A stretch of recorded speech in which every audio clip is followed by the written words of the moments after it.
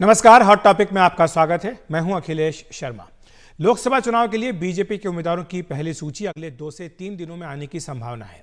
नामों को अंतिम रूप देने के लिए पार्टी की केंद्रीय चुनाव समिति की बैठक कल बीजेपी मुख्यालय पर दिल्ली में होगी। पहली सूची 1 या 2 मार्च को जारी की जा सकती है।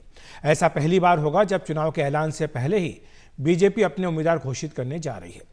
सूत्रों के मुताबिक पहली सूची में पहला नाम प्रधानमंत्री नरेंद्र मोदी का हो सकता है, जो वाराणसी से ही एक बार फिर चुनाव लड़ सकते हैं। बीजेपी बड़ी संख्या में अपने मौजूदा सांसदों के टिकट भी काटेगी और नए चेहरों पर दांव भी लगाएगी। पार्टी दक्षिण भारत के कुछ राज्यों से प्रमुख हस्तियों के नाम भी इस सूची में जारी कर सकती है। कल की चुनाव समिति की बैठक से पहले आज दिल्ली में कई राज्यों के कोर ग्रुप की बैठक हुई।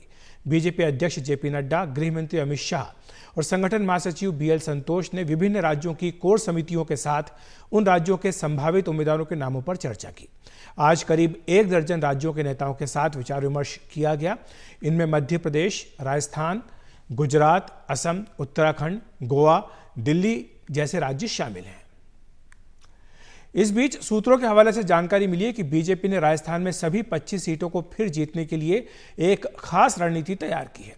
करीब आधे मौजूदा सांसदों के टिकट काटे जा सकते हैं। नए चेहरों पर दांव लगाया जाएगा। 2019 में जीते 6 नेताओं को विधानसभा का चुनाव लड़ाया गया था। अब उनकी जगह नए चेहरे उतारे जाएंगे। ये सीटें हैं राजसमंद, जालोर, जयपुर ग्रामीण, अजमेर, अलवर और झुंझुनू। साथ ही उदयपुर, भीलवाड़ा, दौसा, बांसवाड़ा, बाड़मेर, करौली, धौलपुर, भरतपुर, पाली, सीकर और सवाई माधोपुर में मौजूदा सांसदों के टिकट खतरे में हैं। विधानसभा चुनाव हारे वरिष्ठ नेता राजेंद्र राठौड़ और सतीश पुनिया भी चुनाव लड़ना चाह रहे हैं। और आपको ये बता दें कि इससे पहले यूपी, तेलंगाना और छत्तीसगढ़ जैसे राज्यों के कोर ग्रुप की बैठक भी शनिवार को हो चुकी है। उत्तर प्रदेश में भी बीजेपी सभी 80 सीटें जीतना चाह रही है और इसके लिए बड़ी संख्या में मौजूदा सांसदों के टिकट काटने की तैयारी है। 2019 में बीजेपी ने यहां से 62 सीटें जीती थी। आरएलडी, ओम प्रकाश राजभर, अनुप्रिया पटेल और संजय निषाद जैसे सहयोगी दलों को अब जगह मिलेगी। कुछ मौजूदा सीटें सहयोगियों के खाते में जा सकती हैं। 1 या 2 केंद्रीय मंत्रियों के भी टिकट कटने के आसार यूपी से बताए जा रहे हैं। साथ ही बड़ी संख्या में मौजूदा सांसदों के टिकट काटने की भी तैयारी की जा रही है। कुछ सीटें जहां पर की यह बात हो रही है, प्रयागराज, कानपुर, अकबरपुर, मोहनलालगंज, डुमरियागंज, लखीमपुर खीरी, अयोध्या, देवरिया, घोसी, मेरठ, मथुरा, प्रतापगढ़, पीलीभीत, सुल्तानपुर, बरेली, जालौन, कुशीनगर, शाहजहांपुर, बदायूं, बागपत और फूलपुर के सांसदों पर ऐसा बताया गया कि तलवार लटक रही है। और वहीं उत्तराखंड के मुख्यमंत्री पुष्कर सिंह धामी का यह कहना है कि बड़ी संख्या में लोग बीजेपी के टिकट पर चुनाव लड़ने के लिए उन्होंने आवेदन किया है।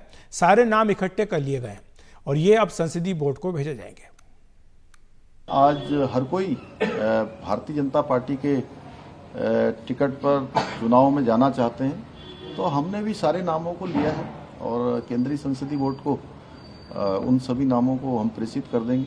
अंतर निर्णय केंद्रीय नेतृत्व करेगा। कई सारे राज्यों से जो तमाम दलों के नेता हैं वो बीजेपी में शामिल हो रहे हैं, तो क्या उत्तराखंड में भी कांग्रेस के कुछ बड़े चेहरे, बड़े नाम? हमारे यहाँ बहुत दिनों से हमारे प्रदेश अध्यक्ष जी के नेतृत्व में हजारों लोगों ने, 6000 से भी ज्यादा लोगों ने पार्टी ज्वाइन कर ली है और ये क्रम लगातार चल रहा है। तो सर कुछ बड़े नाम कांग्रेस से भी शामिल होंगे?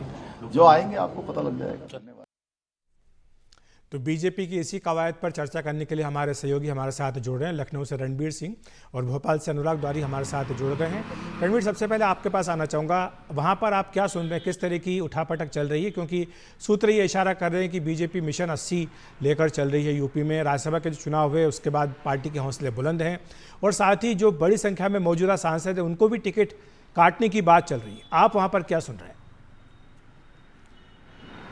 देखिए, जो बीजेपी 80 सीटों का लक्ष्य लेकर चल रही है, सूत्रों से नहीं है बल्कि बीजेपी का हर बड़ा नेता इस बार यूपी में 80 सीटें जीतने का दावा कर रहा है। हालांकि अब सूत्रों की जब बात करेंगे तो सूत्र ये कह रहे हैं कि 20 से ज़्यादा ऐसे सांसद हैं जिनका टिकट कट सकता है। अब ज़रा 2019 की पहले बात कर लें। 2019 में सपा और बसपा का गठबंधन था और इस गठबंधन से जब बीजेपी लड़ी तो अकेले बीजेपी को 62 सीटें मिली और 2 सीट उसकी सहयोगी अपना दल के पास थी। लेकिन इस बार आप देखिए कि बीजेपी के पास सहयोगी दलों के नाम पर अपना दल तो है ही, लेकिन उसमें आरएलडी भी जुड़ गई है, उसमें निषाद पार्टी भी जुड़ गई है, उसमें सुभाषपा भी जुड़ गई है और इसके अलावा बीजेपी इस बार कई ऐसे लोगों को बाहर से भी लेके आई है। ऐसे में जो लोग भी जिनका परफॉर्मेंस अच्छा नहीं था, एक फैक्टर है उम्र का, चूँकि बीजेपी में 75 साल से ज़्यादा वाले जितने लोग होते हैं उनका आमतौर पे टिकट कट जाता है। तो उम्र और साथ ही परफॉर्मेंस, ये दो ऐसे फैक्टर्स हैं जिन फैक्टर्स की वजह से 20 से ज़्यादा सांसदों के टिकट कटने की उनके ऊपर तलवार लटक रही है। हालांकि राजनीति में हर कोई अपने अपने तरीके से परिक्रमाएँ करता है, अपने अपने तरीके से लॉबिंग करता है, वो सब कुछ जारी है।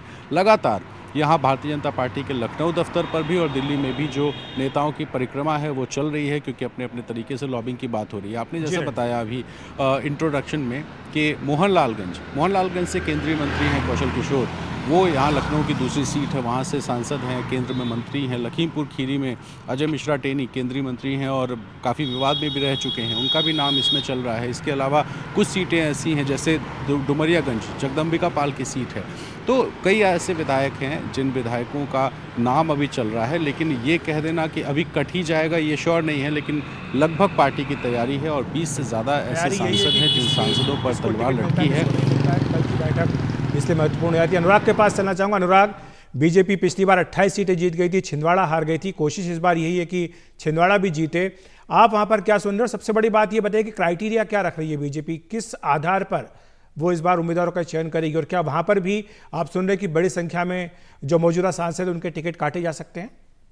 बिल्कुल अखिलेश जी, मध्य प्रदेश में भी चर्चा यही है कि बड़ी तादाद में जो मौजूदा सांसद है, और मैं आपको एक नाम तो बता ही सकता हूं कि जिनको दिल से माफ नहीं किया गया। जहां मध्य प्रदेश की राजधानी भोपाल से मैं आता हूं, तो वहां के सांसद को लगभग तय है कि उनको इस बार टिकट नहीं मिलने वाला है, और एक सज्जन जो विधानसभा चुनाव हाल में ही हारे हैं, तो उनका नाम फाइनल हो गया है, उम्मीदवार को भी बता दिया गया है।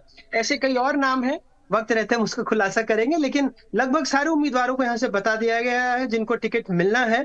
और संभवतः जैसा आपने भी कहा अपने उद्बोधन में, हो सकता है कल या 1 या 2 तारीख को बीजेपी अपने प्रत्याशियों के नामों का ऐलान कर दे, और मध्य प्रदेश में भी लगभग यही उम्मीद बन रही है। देखिए, कुछ ऐसी सीटें हैं जहां से लोग विधायक जो सांसद थे वो विधायक बन गए हैं, जैसे सीधी है, दमोह है, नरसिंहपुर है, या फिर जबलपुर है, या छिंदवाड़ा की जैसे हमने बात की। तो लगभग हर जगह पर नाम फाइनल है। सबको इंतजार इसी बात का है कि कब वो उनको अधिकृत तौर पर बताया जाता है। वैसे मध्य प्रदेश के उम्मीदवारों को लगभग बता दिया गया है अनौपचारिक तौर पर कि आपको चुनाव लड़ना और इसके लिए आप तैयारी कर लें। लेकिन जैसा आपने कहा और जैसा हम भी दोहरा रहे हैं अपने दर्शकों के लिए कि बड़ी तादाद में टिकट कटेंगे। एक नाम हम बता सकते हैं कि मध्य प्रदेश की राजधानी भोपाल की सांसद का लगभग ये तय हो गया कि यहाँ से किसी और उम्मीदवार को इस बार टिकट मिलेगा।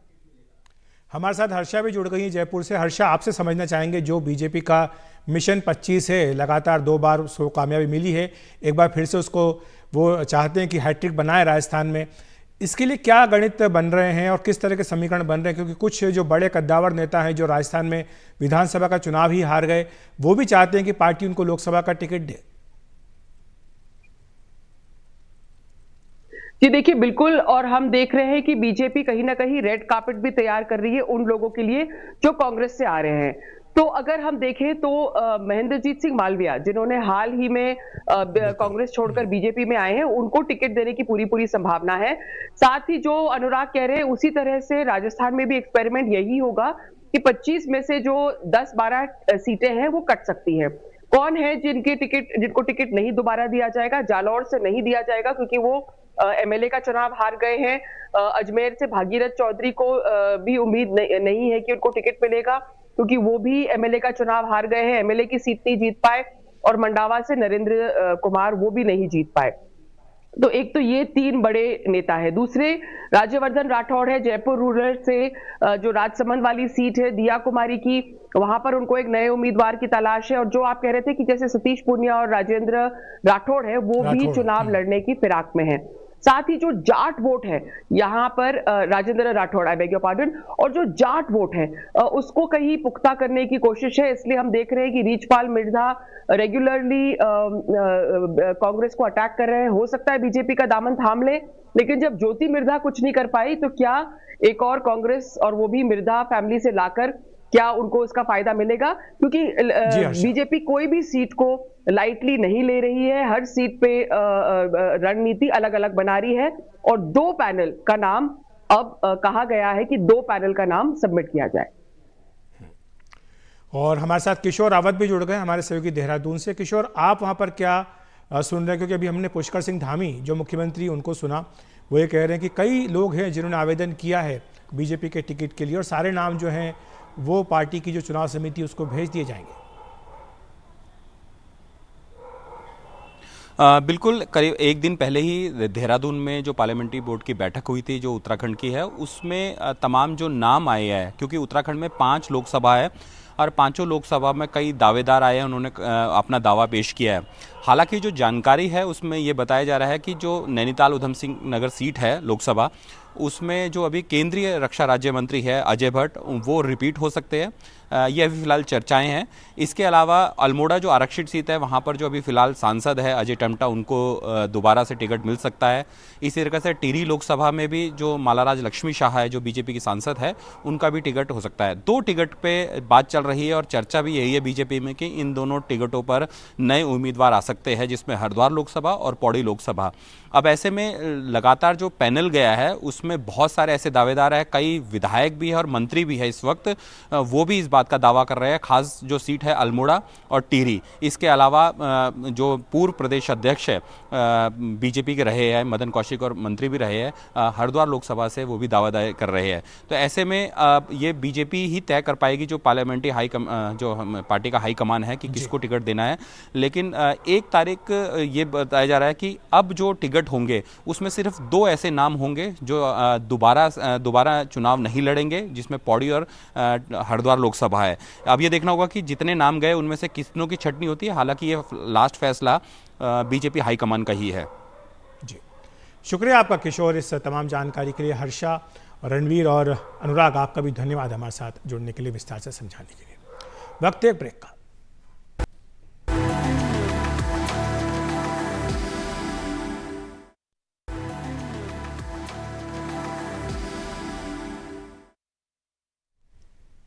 प्रधानमंत्री नरेंद्र मोदी ने पीएम किसान सम्मान निधि की 16वीं किस्त आज जारी की। महाराष्ट्र के यवतमाल में आयोजित कार्यक्रम में पीएम ने 21,000 करोड़ रुपए से अधिक की राशि सीधे 9 करोड़ से ज्यादा किसानों के खातों में ट्रांसफर की। इसके अलावा 35 करोड़ की कई परियोजनाओं का शिलान्यास और उद्घाटन भी किया। इस मौके पर लोगों को संबोधित करते हुए उन्होंने INDIA गठबंधन पर तीखा हमला बोला और कहा कि कांग्रेस के राज में गरीबों और वंचितों की अनदेखी हुई है। अध्याय इनके पुतले का अनावरण करें। ये जो इंडी गठबंधन है, इसकी जब केंद्र में सरकार थी तब क्या स्थिति थी? तब तो कृषि मंत्री भी ये महाराष्ट्र के थे। उस समय दिल्ली से विदर्भ के किसानों के नाम पर पैकेज घोषित होता था और उसे बीच में ही लूट लिया जाता था। गांव, गरीब, किसान, आदिवासी को कुछ नहीं मिलता था। तो हॉट टॉपिक में आज इतना ही। नमस्कार।